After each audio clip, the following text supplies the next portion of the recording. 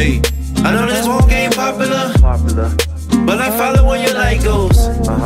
I know it's you, nothing impossible. Connected to my alma, bro, shining like a light bulb.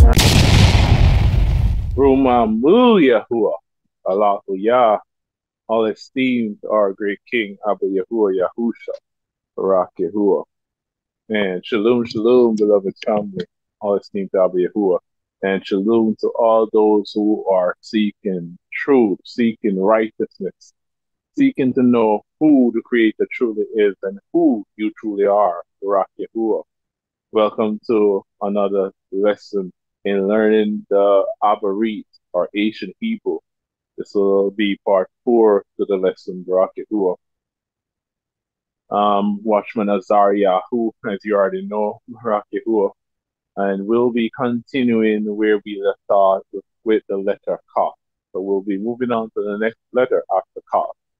If you want to understand more about this, please check out part 1, part 2, and part 3 so that you can be filled in on what's happening, what we're talking about. By now, we should all have a basic understanding of the Abaryt. So I won't go back over the first steps, like, right to left and all that stuff. Check out part 1, 2, and 3, and then you'll get a better understanding. Barak Yahuwah. Now, after the letter Kaf, we'll be moving on to the next letter in the Abaryt, which is the letter Lamad. Now, you may hear me say this a lot in my videos whenever I'm responding, talking about this English letter. The reason why I do not say this English letter, this is the pronunciation they gave us for this letter. That's the pronunciation for this way. Whenever you say this English letter right here, this one that I'm on right here, whenever you saying that letter, you're saying this or this. No, this is the name of a mighty one. She's a demoness of the underworld, they call her. You can go look her up in the Norse mythology. You can go look up this name for yourself. H.E. Lamad. It's the name of a mighty one. This also is the name of a mighty one. I did this in the video Demons in Disguise, E. Lamad. So I do not say this English letter because it's saying the name of two mighty ones. And we are supposed to avoid saying their name. So the name for this letter is Lamad. The name for this letter is Lamad, Barak Yahuwah. Or some would like to say Lam. Lam. Now let me show you what the name is. Alright, let me go right here. Barak Yahuwah. Here it is. Lam. Now Lam or Lamad, and this, when you say Lam, it sounds pretty close to this word, right? Lamb. God, it does sound pretty close to this word right here. Man, it really does. So when you say Lam or Lamad, you're saying this English letter. And this is what it looks like in the picto. This is what it looks like in the mother. Now, the form of this, as you can see, or maybe you're seeing it and thinking it's a candy cane, but it's not. It's a shepherd staff. This is a shepherd staff. Now, the sound that this letter makes is la, lamad, or lam, lam, lam. Now, the meanings for this is teach, bind, yoke. Another meaning for this is towards. Another meaning for this is towards. So teach, towards, bind, yoke. No. Why towards? The shepherd. Also, another meaning for this as well. Forgot this one. Sorry about that, Barak Yahuwah. But also, another meaning for this word is this one right here. Authority. Sorry. Got the I.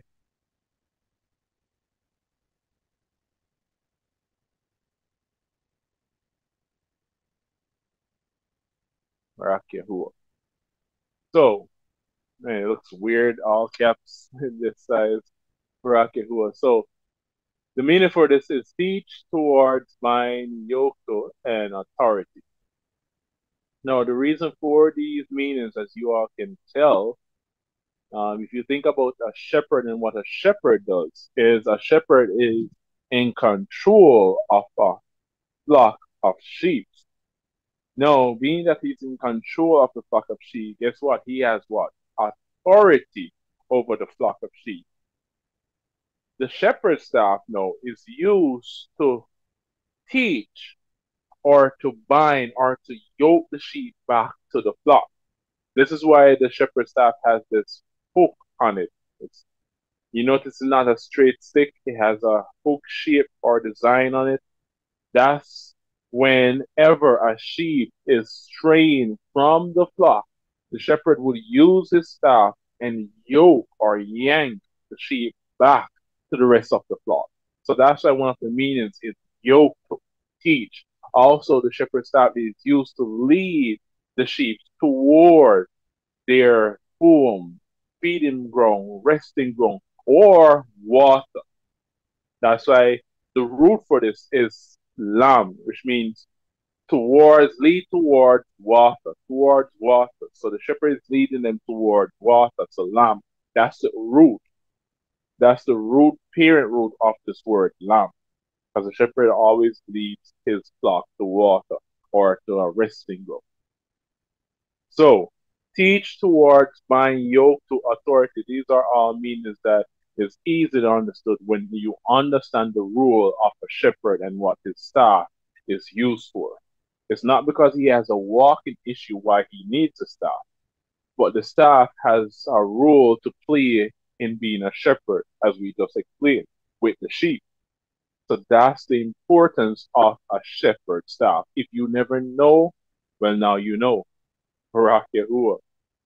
So based on what we went through in the first part one, part two, and part three, you should already have a better understanding of why YAHUAH chose these images or these objects to give us a better understanding without even opening his mouth.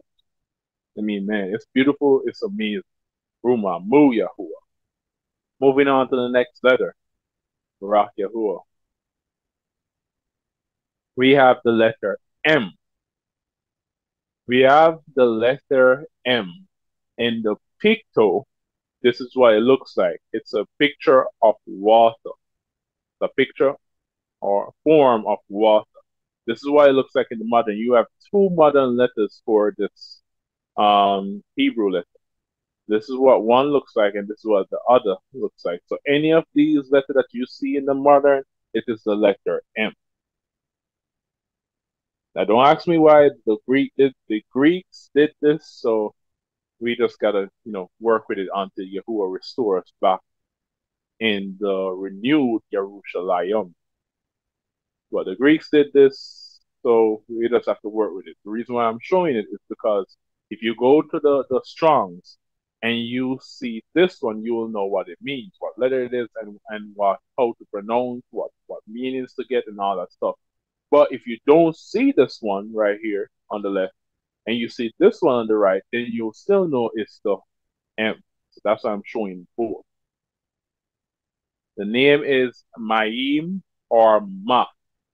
Maym or Ma. Maym is the Abaryt name for water. The sound that this letter makes is Ma, Ma, Ma. The meaning of this letter, simple meanings are disorder, mighty, and blood. Disorder, mighty, and blood, or liquid, water, sea, mighty, massive, and it also means massive as well, from the size of the sea. And disorder, another word that they would use is CHAOS. CHAOS. I do not use that word because that word is derived from the name of a mighty one. CHAOS. This word is derived from the name of a mighty one. So do not use this word. If you choose to still do so, that choice is yours. You'll suffer the consequences of that. but we don't use this name, so we use the word disorder instead. YAHUAH. So just to give you an idea of what I'm saying, give you a better understanding of what I mean when I say disorder, YAHUAH.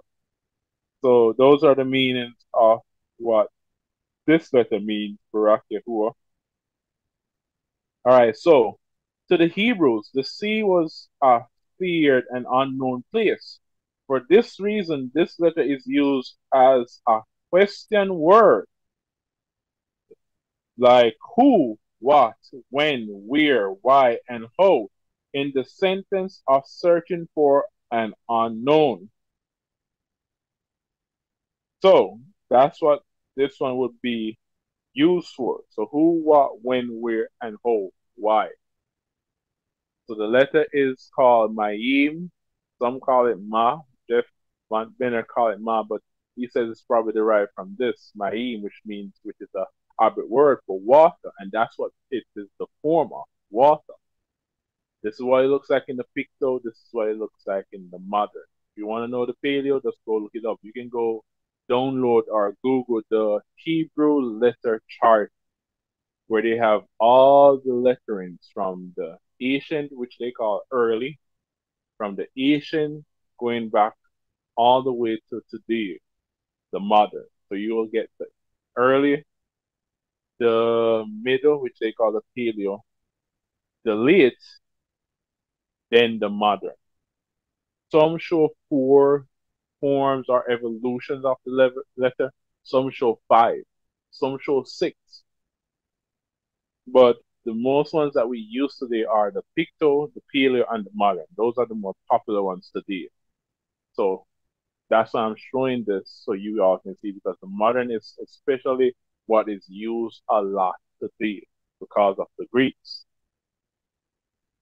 So that's why we're using these and showing you this and not really the paleo. So that's the name, Maym or Ma. Form is water, and this is the Abaryt word for water, Maym. Sound that it makes is a ma sound. The meaning, disorder, mighty, and blood. Moving on to the next letter, we have the letter N. Now, this letter is the form of a seed. You see it? It looks like a reproductive, like a human reproductive, a male reproductive seed that he would release. So this is what it looks like in the picto. This is what it looks like in the modern. This as well has 2 versions of the modern. So whichever you see in the modern, this is what it's representing. The noon, the letter N. The name for this is noon. Form seed. Sound na. Just like the letter N in English. The letter N makes a na sound. So this makes a na sound as well. The meaning, it means continue, heir, offspring / son. Because a seed, it continues and it brings forth offspring, son. And the son is the heir to the throne. So simple meaning is really easy to remember and understand. Once you see the seed, just think about a son, a child, continue. Seeds, whether it be a human seed or of a fruit, because when you plant seed, you continue. You get 1 apple, you take that seed, you plant it, you get 1 apple tree. Then you get multiple apples. And you take each seed and you plant them and you get multiple apple trees. So it's continuing. You're getting offspring off that. And then the son now is the heir to the throne, not the woman, not the female, because a woman was never designed to lead. A woman was never designed to lead by Yah's creation and principle and order and precept. A woman was never supposed to be in charge or the head. Males are the head. Not saying I have anything against females or if they have rules. Yes, female has rules in the assembly, which they can do and partake. But to have a female lead in an assembly, no, that's wrong. I'll do a video breaking down that as well, the rules of a female, what you're supposed to do and what you're not supposed to do. Because today we have a messed up version of what females are to do and not to do. especially this movement where they go by this feminist power or feminism and all that stuff, and females are saying, "Oh, we can do whatever a man can do." No, you cannot do whatever a man can do, and a man cannot do everything that a woman can do. We are not designed that way. That's being disobedient. That's going in your own understanding, going by what you think is right. So I'll definitely be doing a video to put on the channel to explain the rules of a female. So this is why the son, this is why when you see the word offspring, it's also son. It would not be daughter, because the daughter would not be the heir to the throne. Plus, she cannot continue the family. Now, a son, and I'm going to show proof this as well. Now, when a female gets married, and she gets married to someone, let's say her name is Johnson, and she gets married to a guy whose name is Smith. When she gets married to that guy whose name is Smith, does she still has the last name Johnson, or does she take on her husband's last name and now becomes a Smith? Which we already know by now that she does take on the husband's name and now becomes a Smith. Now, when she has a child, is the child going to be getting the mom's name or the dad's name? They get the father's name. And then that Smith, when he produces a child, especially if it's a male child, he will continue the Smith. He will continue to bring forth more Smith generation, continue the family. And if that Smith is a king, then the son is the rightful heir to the throne. You don't see females as heir to the throne. You always see males, because that's the order and principle of Yahuwah. None of us can change that. No man, no woman on earth can change that principle or order or precept. I don't care what you think or what you say. I'm just telling you the truth. You want to hate me, so be it. As I said, I'm not like some of those hate rules out there, or some of those campers that are saying, "Oh, a woman should not do this, a woman should not do that, a woman should sit and be quiet, and shut up, and don't say nothing." I'm not saying that. Please don't get me wrong. Please don't get me wrong. But what I'm trying to show is that how it is being pushed today, just like those campers, they're pushing a lot of hate. Then females become angry and see as if they are useless, they're nothing but a helpmate, and they want to do more. And for that reason, though, I'm seeing where a lot of female assemblies are rising up. And I'm not talking about in religion only. I'm talking about in this walk as well. I'm seeing where a lot of females are branching off by themselves and creating their own assemblies and groups and all that stuff. And instead of doing these things like on some other day or weekend or something where you won't do it on the Shabbat, you have the opportunity to join a Shabbat assembly and all that stuff. They are doing it whenever they want. They don't want no meals there. If the meals come, they are still in charge. They are still the head. They don't submit under the head, which is their meal. They think by wearing that head covering, that's their authority, that's their head covering. And that's also another thing that I want to do a video on, when to understand the rules of a female. What does the head covering truly mean? Who's your head covering? What is the head covering? What is the authority? What did Yahuwah truly mean when he said that? So, just explaining the understanding of the seed, so you can clearly see that even in the letter, it is showing proof to what we're saying. Just be patient and you'll get that video pretty soon. Maybe for this Shabbat. Let's see what Yah has in store. But definitely I'll be doing that video, the role of a woman and understanding head covering. What does it truly mean? Barak Yahuwah. So these are the meanings for this letter right here: the noon, the seed, Barak Yahuwah, and this is its form. And the sound that it makes, a nah. So moving on to the next letter. Now, this one is the letter S.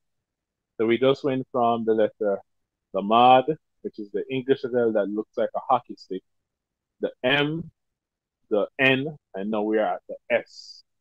And this one is the letter S. It is called sun. Sun. It could also be called this right here, which would be sin, sin.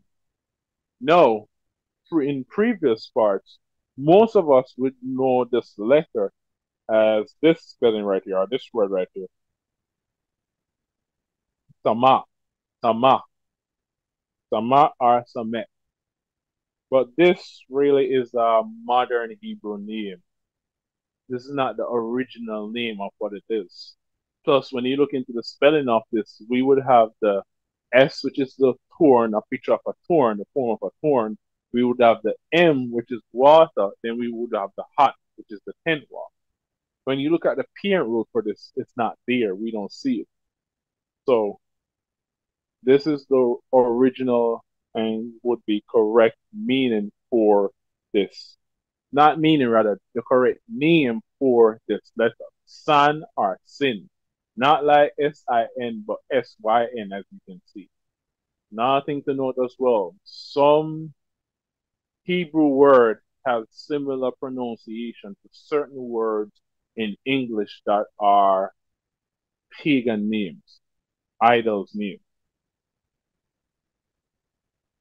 At the end of the day, this came first. The Abaryt came first. This is this meaning. This is what I'm saying. I'm not saying the mighty one's name. I'm saying the Hebrew word which has meaning, which has power. The mighty one name has power. When you say that S-I-N, based on what English taught you, you're saying that mighty one name. But I'm saying Hebrew, which Yahuwah gave me. So based on this right here, this is the origin of this word. Now, why would it be S-S-N? The A is just for the pronunciation, because as you can see, the son makes is a sa, sa, sa. So san, san. So it would be SN. That would be the parent root. Now the thorn is a S. The noon is a seed. And remember, thorns are from seed. So when you plant one seed, it continues. It brings offsprings of thorns. So the more seeds you plant, the more thorns you get. So that's why that's the parent root meaning of this word. With the Y in it, it could mean why the hand of a man, or by the hand he plants a seed and brings forth corn. So this is why these would be the more parent root names for this letter. Now the meanings for this are pierce, because a thorn, it would normally be a sharp, pointy object, which can pierce your flesh, pierce your clothing, pierce another plant, whatever it reach or gets in contact of. It's really a pointed object. It's like a needle. Some thorns are like a needle. So pierce. Another one is shield slash protect. Now, why shield or protect? You might be wondering, like, that's interesting. How can a thorn protect something? So let me show you two examples of how we can protect as well. Now, Barak Yahuwah. No, the meaning for why it would be a shield is because the shepherds, they would use the thorn bushes to build a wall or shield, which was made to enclose their flocks during the night to protect them from predators. So shepherds in our ancient time, our eastern shepherds, the smart ones, they would use thorn bushes, thorn branches, and all these things, and they would use it to make a wall or an edge of protection around their flock.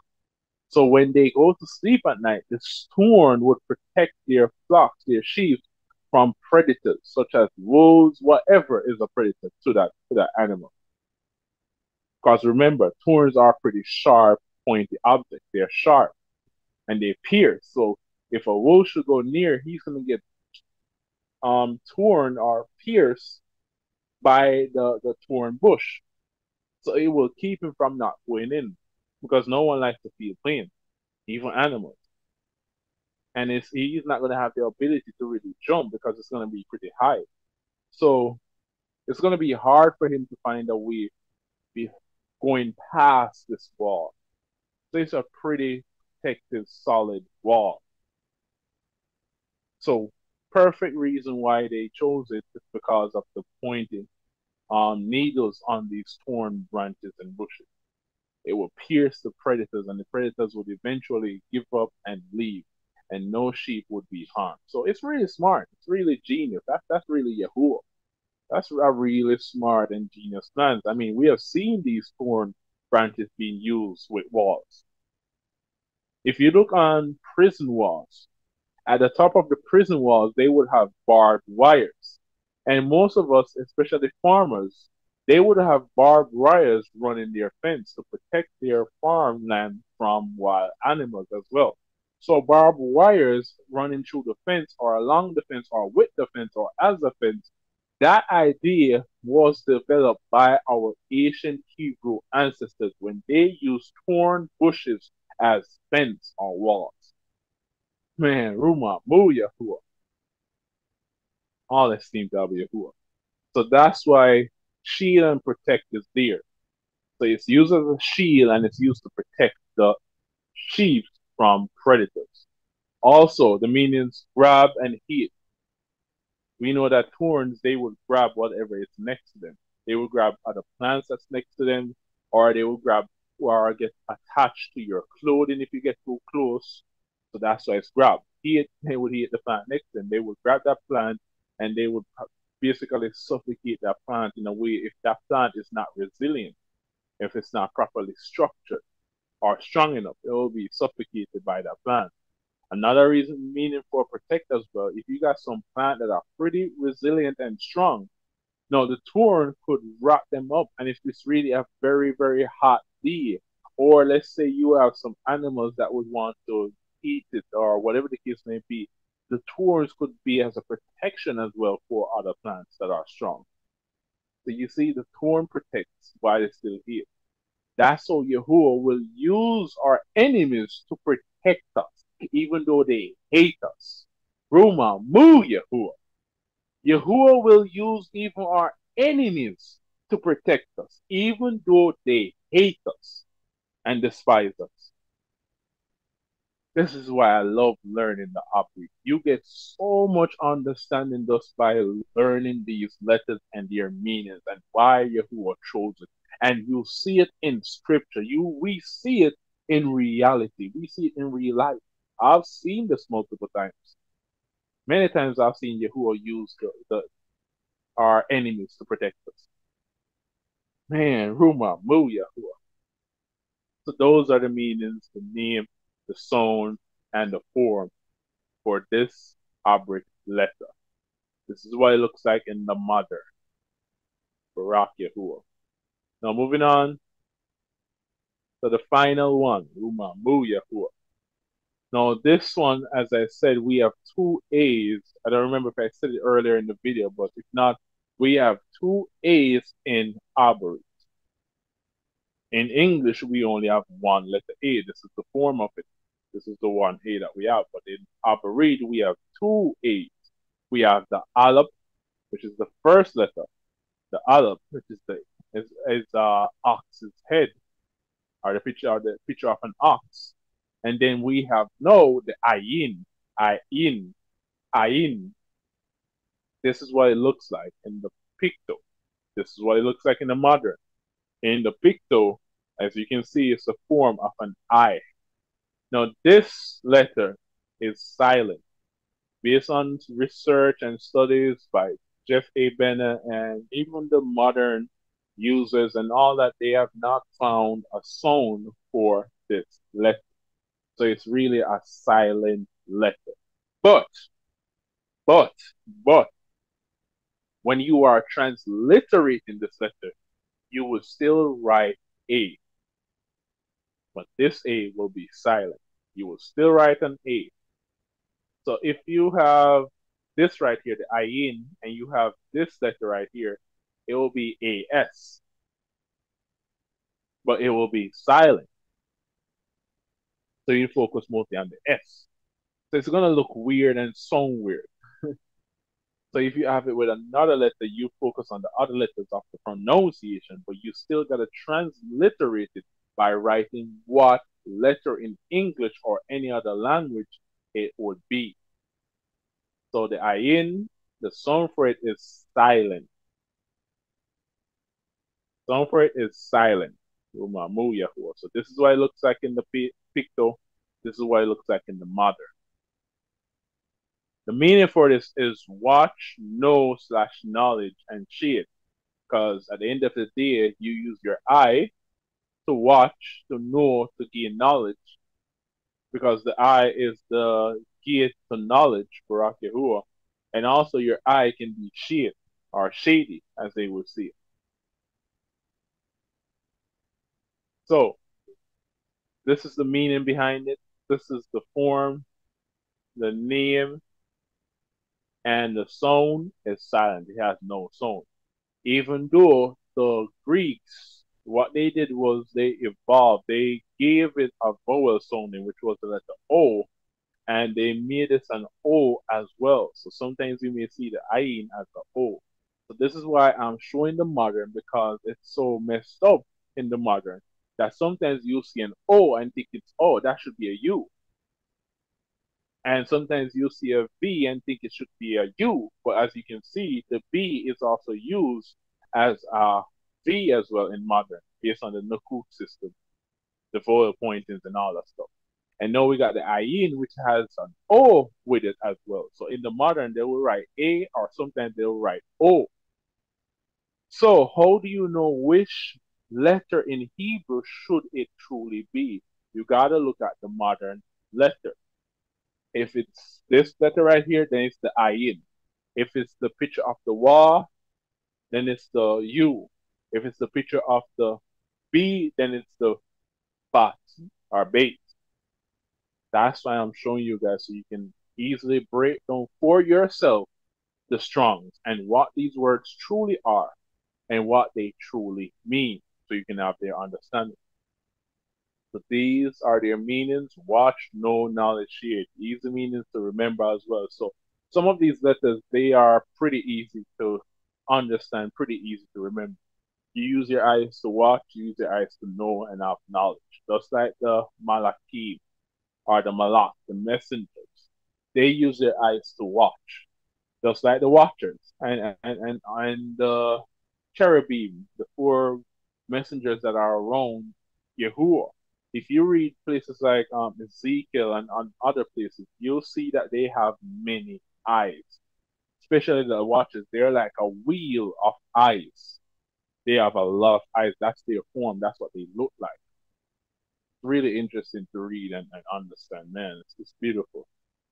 So when you understand these letters and understand their meanings and their names and their songs and why Yahuwah chose it, then when you break down these words, it will all make perfect sense to you. No, instead of just having a simple meaning for a word, like for example, the word Abba. Abba, the simple meaning for it, or the abstract meaning for it, is father. But the concrete, more deeper revelation and understanding to the word Abba means strength of the house, which is the tenth floor. So that's what the father is. He's the strength of the house. He's the one that holds the family up. Amma, A-M-A. Abba is A-B-A. Amma is A-M-A. Her breakdown of her true deep meaning would be strong water, because you got the Aleph, which means strong or strength, then you got water, which is the M or the Maym. So put that together, you have strong water. Now, what would we know today as strong water? There's one main liquid that we know today as strong water that we use on our shoes or books or whatever it is that we wanna, attach to something or keep to something. And that would be the glue. Glue. So strong water today would be known as glue. So that's what a mother is to the family, to the household. She is that glue to the family. So the father is the strength of the family. The mother is the strong glue. So the father holds the family up, the mother holds the family together. So by learning these letters, this is how you will know start to perceive a lot of Abaryt things and Abaryt words. And then it will start to make sense to you. And then you will understand more your rules, your responsibilities, words, what this truly means, what we should do. Everything will start to make even more sense. Things will start to add up, and you will walk properly a lot more better in your walk with Yahuwah, because now you are getting a deeper understanding of Yahuwah.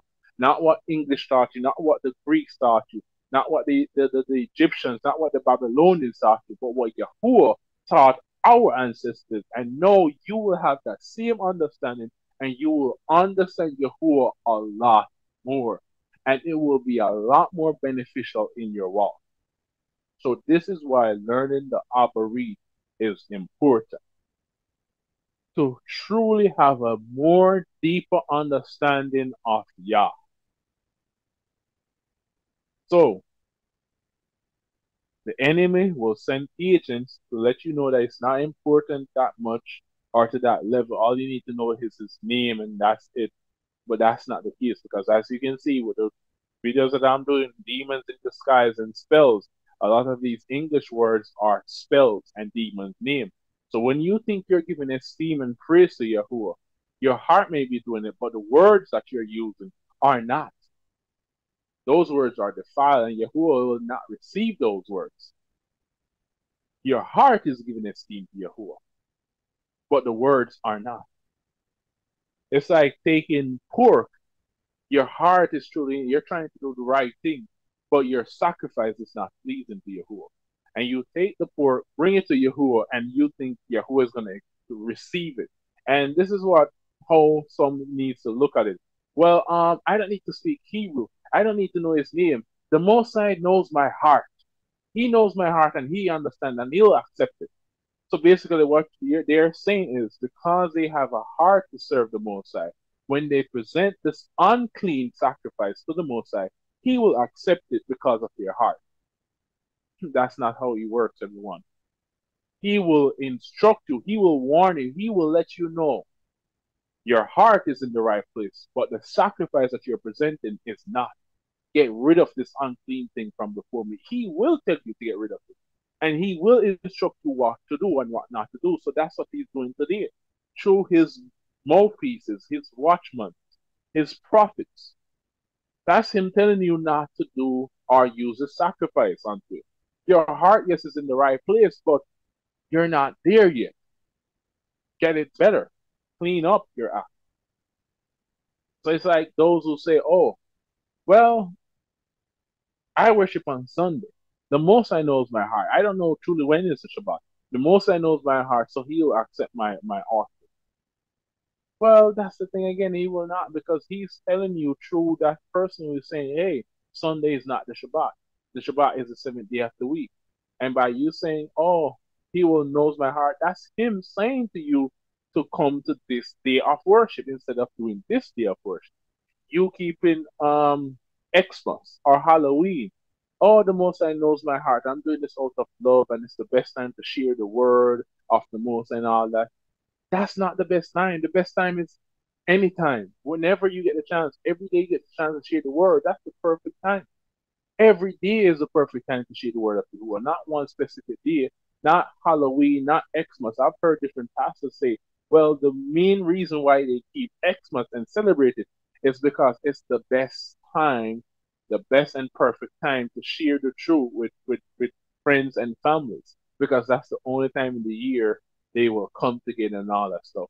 That's just an excuse. That's not the best time. The best time is every day. Every day we should be sharing the word. Yahuwah said, preach in season and out of season. Not just during one specific season. He says, in and out of season, you preach the word. So, if you want to listen to these agents and tell you that the Abaryt is not that important, you don't need to know it that much, then that choice is yours. I'm not forcing anyone to learn this or anyone to understand it. Only those who truly have a heart. Yahuwah says, he who hunger and thirst after righteousness' sake shall be filled. Yahuwah also says, when you seek me with your whole heart, then you shall find me. The problem is, yes, Yahuwah knows our heart. Yes, he sees that we're seeking him, but we're not seeking him with our whole heart, and that's the problem. But when you do seek him with your whole heart, if you do have a right heart, the right heart to please the Most High, well, guess what? You will want to do it the right way. So if someone says to you, no, you can't do that, and they show you proof, scriptures, multiple scriptures, line upon line, precept upon precept. I'm not talking about one scripture like these pastors do and twist it to their own narrative. I'm talking about that line upon line upon line, that precept upon precept upon precept, showing you the first covenant, which they erroneously call the Old Testament, and showing you the renewed covenant, which they erroneously call the New Testament. You will see proof that poor cannot be sacrificed to the Most High. He will not accept it. So if you truly have a heart, then do it the right way. It should not be hard then to do it the right way. But you say, oh, he knows my heart, I'm going to do it this way. That's you leading to your own understanding. And that's something that Yahuwah commands against. Proverbs 3:5-6. Trust in Yahuwah with all your heart. Lean not to your own understanding. In all your ways acknowledge him, and he shall direct your paths. But by you saying, oh, he knows my heart, and this is what I'm going to do, that's you leaning on your own understanding and not asking him or acknowledging him if this is true.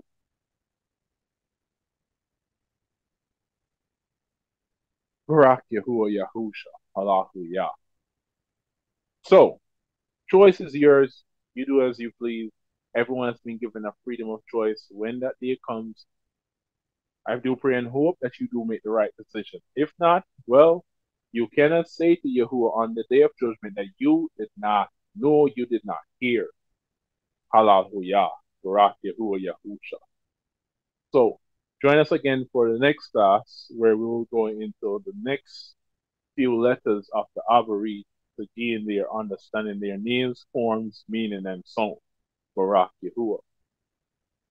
If you would definitely love to hear more, just click the notification bell so you can be updated. If you want to be a part of our assemblies, fellowships, and all that stuff that we got going on, definitely just reach out to us by our email address and we will definitely get in touch with you. Barak Yahuwah, Hallelujah. So if you want to inquire about immersions or whether it be feast days or fellowship or anything else that we have going, just reach out to us. I guarantee you that we will respond back to your email notification, Barak Yahuwah, your emails.